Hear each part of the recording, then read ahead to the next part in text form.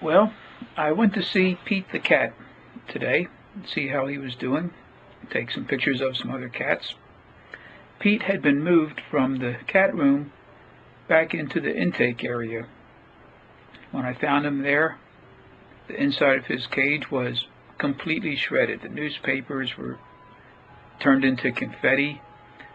His litter box, we use cardboard boxes like you might get from a fancy store with some nice clothes in it. The litter box was also completely shredded into confetti. Pete was laying there in the back of his cage, which usually isn't too good.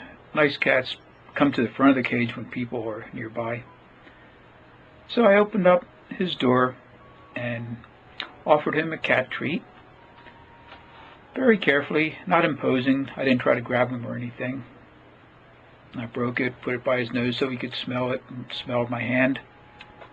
And then, without warning, Pete shot like a rocket out of the cage onto the floor, tore all around the room, and found a hiding place under a cabinet.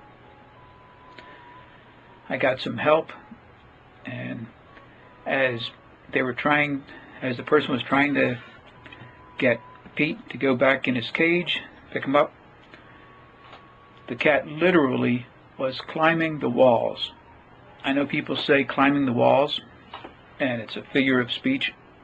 No, this cat went like 3 and 4 feet up the wall just on the power of its claws. I don't know how an animal can do that, jumping and clawing its way trying to get to the ceiling. At one point, I thought that I had a good chance of getting Pete by the scruff of the neck. I grabbed him, but I grabbed him really too far back on the shoulders. He was able to whip his head around, and consequently, it's 4 hours later, and I am still bleeding. I got punctures here. This is from an open-mouthed cat, and I got 3 or 4 other bites on my other hand, not quite as deep, perhaps. I got swelling coming up here. It's like the size of a marble. It looks pretty obscene to me. I'm not supposed to have this big knuckle here, and it's starting to discolor. I think we're going to have some dark bruising all around. So we filled out the proper paperwork. I went to the supervisor and told her what happened, washed it up with soap and water, of course. So when she started filling out the paperwork, the supervisor told me to think about an important question.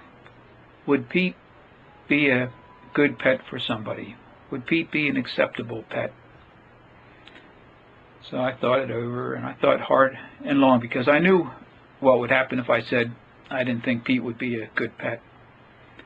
And in the end, I had to tell her the truth.